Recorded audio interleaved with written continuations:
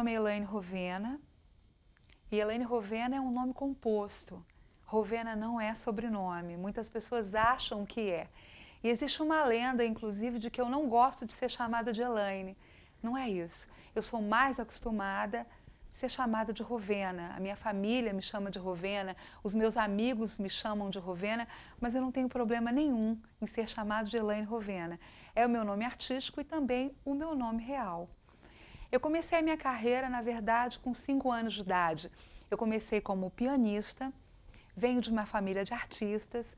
Minha mãe é uma pessoa com uma sensibilidade imensa, que já cantava na rádio aos 10 anos de idade. Então, colocou os 2 filhos para perpetuarem o sonho dela. Casou, parou com a carreira, enfim. Transferiu o sonho e a vontade de cantar, de atuar, de dançar para os 2 filhos dela. Meu único irmão mora em São Paulo, é regente e multi-instrumentista, além de ser também um artista de arte integrada como um todo, como eu. Ele também representa, ele também dança, enfim. Aos 7 anos eu já era concertista mirim, eu era a única aluna da diretora do Conservatório Brasileiro de Música e morava no Rio de Janeiro. Eu mudei para Vitória, novamente, eu sou capixaba.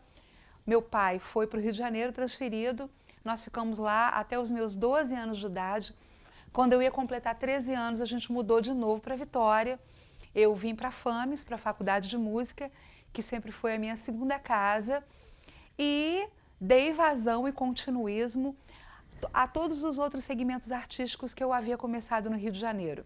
Então, dentro da área artística, eu sou cantora lírica, sou cantora popular, também sou bailarina, hoje sou produtora, sou atriz, enfim.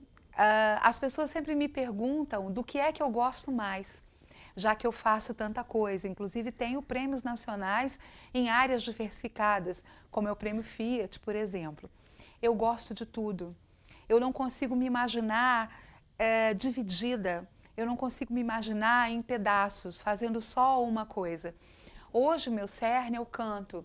O canto lírico é muito forte na minha vida. As pessoas me conhecem muito como cantora lírica, mas eu não saberia realmente optar só pelo canto lírico. Eu gosto também de dar aulas, eu sou uma preparadora vocal. Hoje eu sou preparadora vocal do Boi Garantido, que é o grande vencedor do Festival de Parintins. Estou voltando, inclusive, da gravação do DVD do Boi, uma gravação que englobou quase 4.000 pessoas, uma festa maravilhosamente, genuinamente brasileira, lá em Parintins, que é um outro mundo.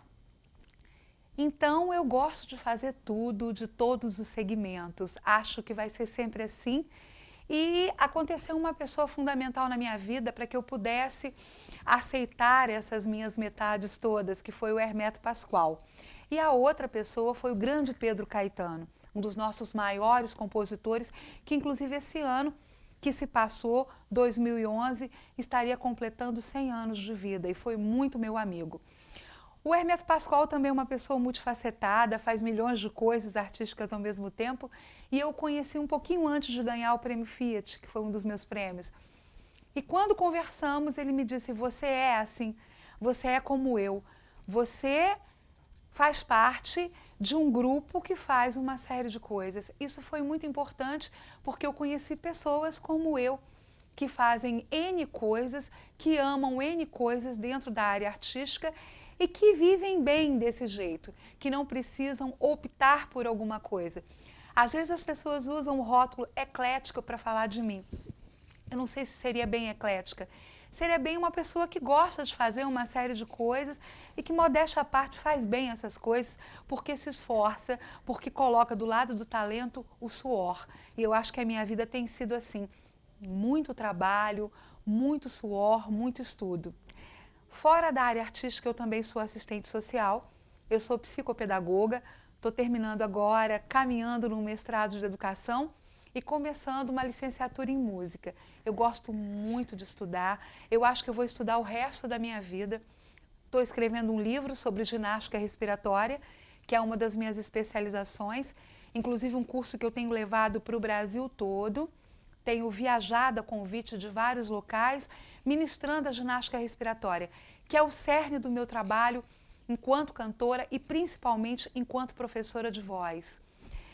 Estou começando também agora um curso específico para pessoas que querem falar melhor, junto com um grande jornalista, que é o Fabiano Rossi, e também já estamos entusiasmados com a expectativa de trazer esse trabalho para muitas pessoas.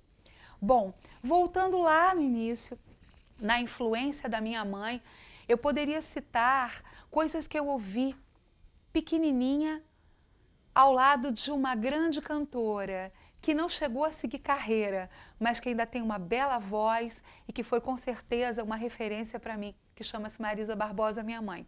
Então eu cresci ouvindo Ângela Maria, eu cresci ouvindo Dalva de Oliveira, eu cresci ouvindo Elvis Presley, eu cresci ouvindo divas do jazz, como Ella Fitzgerald e Sarah Vaughan.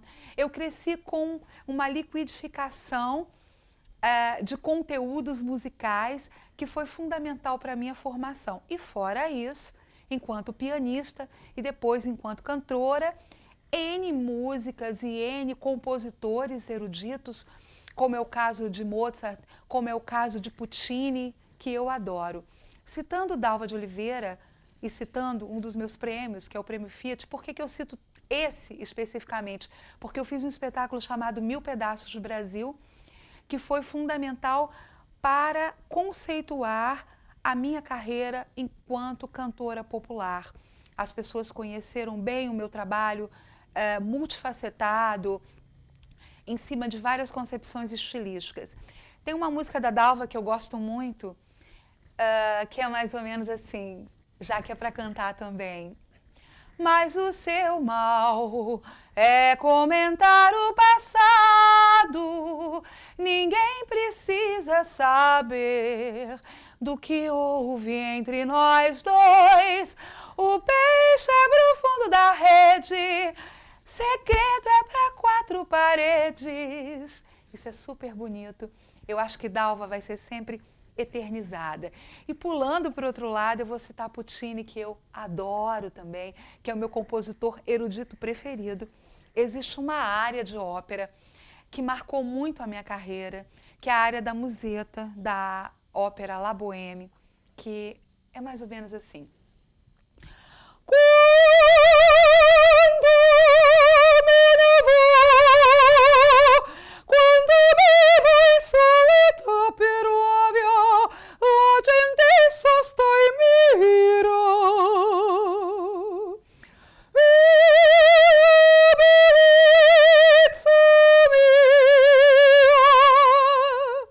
Muito bacana.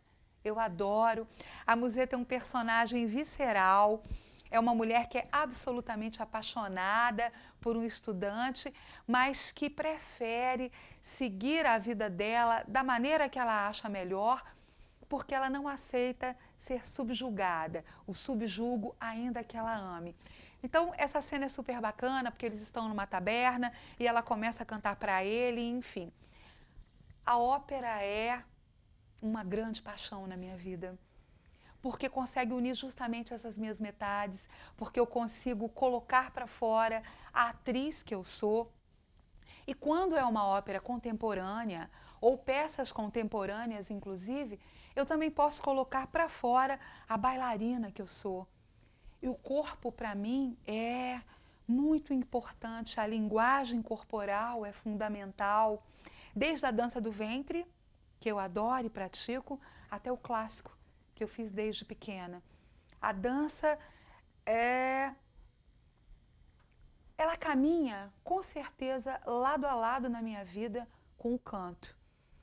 Eu sempre, quando canto, trago a expressão corporal para os meus trabalhos, trago a vivência corporal para os meus trabalhos. Eu acho que esse diferencial é que faz com que as pessoas consigam entender um pouco mais do meu trabalho. E elas estão super acostumadas com isso. Apesar de vez em quando, eu fazer shows onde eu fico parada. É raro, mas isso existe. Como o Black Coffee, que é um show que eu faço só de jazz, de rhythm and blues e de blues, onde eu canto essas vertentes só com um foco, um microfone e um pianista. Inclusive, meu diretor sempre diz, isso é um castigo para você, porque você vai cantar absolutamente parada. E eu acho que é um desafio bacana para quem sempre lidou com o corpo desde pequena, para quem é super acostumada a ter uma relação muito forte com o corpo, muito forte com a dança.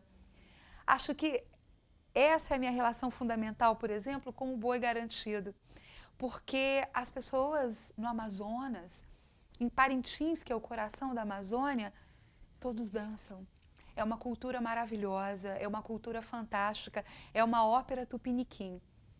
Eu cito muito Parintins, eu cito muito Manaus, em função de sentir essa brasilidade, porque o brasileiro ele fala com as mãos, ele gesticula, ele trabalha corpo, voz, ele é alegre, ele é colorido, e eu me identifico muito com isso, apesar de ter o meu lado absolutamente clean, absolutamente soft no canto lírico, dependendo da concepção estilística que eu abordo e aquilo que eu faço. Bom, trabalhos atuais. Eu dirijo uma companhia de ópera, que é a Companhia Capixaba de Ópera e Musicais, aqui no Espírito Santo, que acopla bailarinos, cantores, instrumentistas. É um trabalho super bacana, onde a gente leva a ópera desde os teatros até as comunidades, as camadas mais humildes da população. Eu acredito firmemente que o artista tem que ir onde o povo está, como dizia Milton Nascimento. Eu acho que é por aí. Eu também dirijo um projeto chamado Essas Mulheres, que são 8 das mais consagradas mulheres do estado do Espírito Santo, inclusive já vamos começar uma temporada em homenagem aos 30 anos de desaparecimento da grande Elis Regina, que também é uma referência, com certeza, na vida de todas as cantoras. Trabalho, como eu disse a vocês, como preparadora vocal do Boi Garantido. Trabalho na Fafi, dando as minhas aulas dentro dos cursos de teatro e de dança. E tenho a minha carreira. Dirijo um projeto chamado Um Canto Solidário, que é um projeto em parceria com o governo do estado, no Dia Mundial de Luta contra a AIDS. Já vou falar em caráter inédito para vocês que esse ano a temática é Chico Buarque, a gente fez agora em janeiro com grandíssimo sucesso uma homenagem à Tropicália, o ano passado Cazuza, e esse ano a gente faz uma homenagem a Chico Buarque. Tivemos um teatro lotado, com quase 200 pessoas do lado de fora querendo entrar, e isso me dá muito orgulho, porque é capixaba prestigiando capixaba. Eu acho que isso é super importante, é um mercado de trabalho que se abre para capixaba, e nós temos grandes nomes no Espírito Santo. E isso me deixa muito feliz enquanto produtora, enquanto pessoa que está sempre trazendo possibilidades à minha terra. Agora a gente vai para o intervalo e no segundo bloco a gente canta um pouco mais para vocês.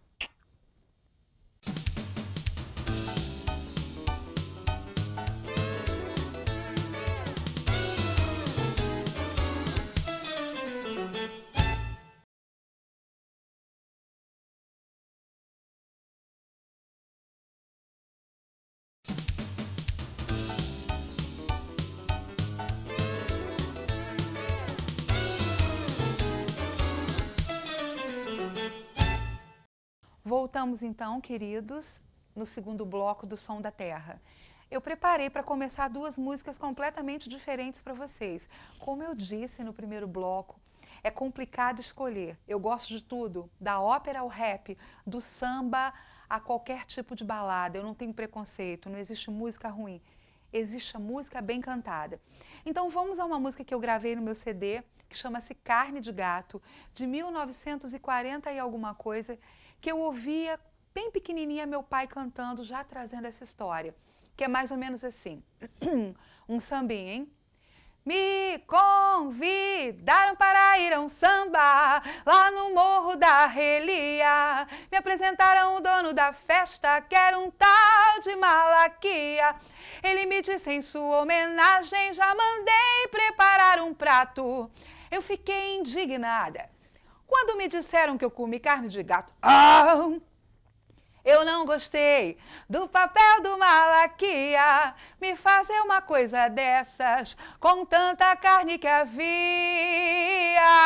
Mas malandro não dá mancada, eu vou botar essa mãozinha na obra, vou preparar mais uma peixada que vai ter carne de cobra. Surucucu, cascavel e outros bichos. Bom, a segunda então, a gente vai fazer o sinimbu. Sinimbu é uma área erudita contemporânea, isso é, o clássico erudito contemporâneo, feito por pessoas agora contemporâneas. O sinimbu faz parte de uma trilogia do Almeida Prado. Sinimbu é um pássaro da Amazônia, vamos lá falar da Amazônia de novo, que ele, segundo a lenda, faz com que as pessoas se percam na selva, porque ele canta em vários lugares. Então, os caboclos desavisados, ou mesmo aqueles intrusos que entram para destruir a selva, ficam perdidos e morrem em função do sinimbu. Então, é mais ou menos assim. Deixa eu me ajeitar para cantar o erudito, por causa do apoio do diafragma.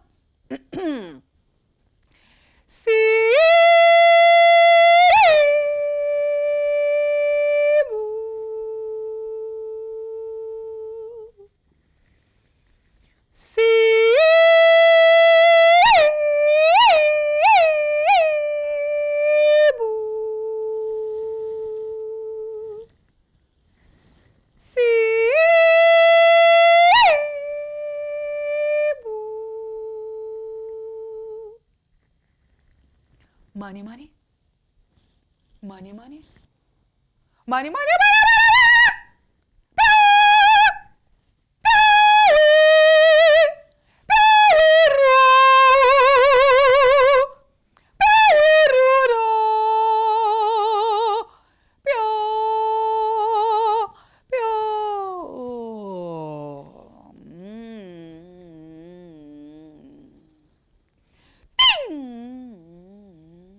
Takanika, takanika, nika, nika, nika, nika.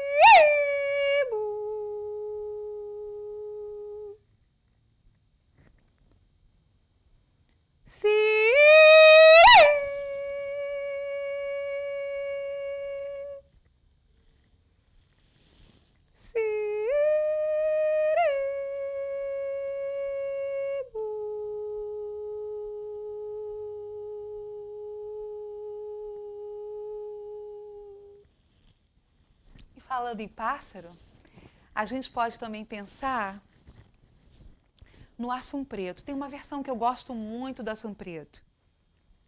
É uma versão mais light. A gente está acostumado com o assum preto, do Gonzagão, bem em ritmo de baião. Meu irmão fez uma versão para mim, para cello e voz. Então vamos lá, o assum preto, e essa tem que ficar em pé. Tudo em volta é só beleza, céu de abril e a mata em flor, mas assum preto, seco dos olhos, não vendo a luz, ai, canta de dor,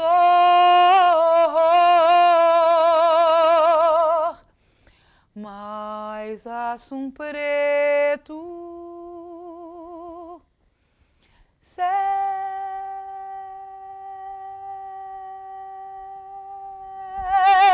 dos olhos,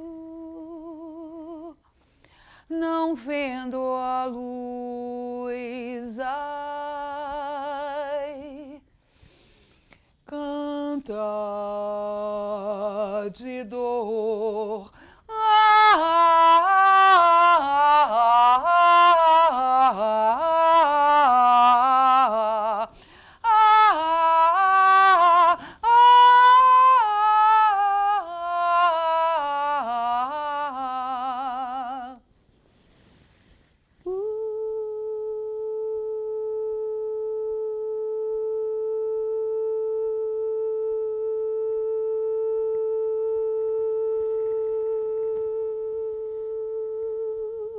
Eu não posso deixar de citar os musicais que eu adoro, né, gente?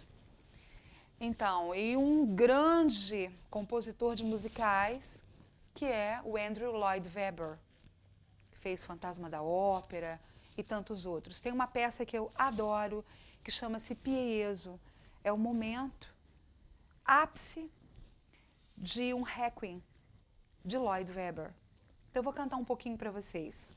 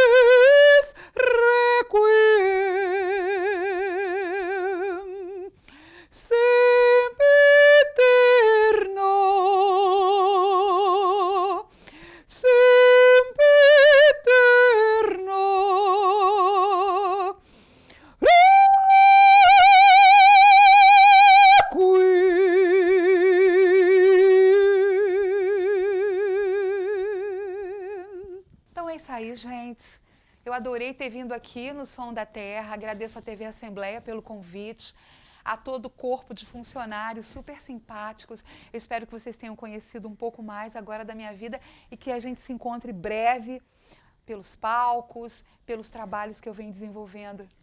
Um beijo grande no coração de cada um, fiquem com Deus e a gente se vê.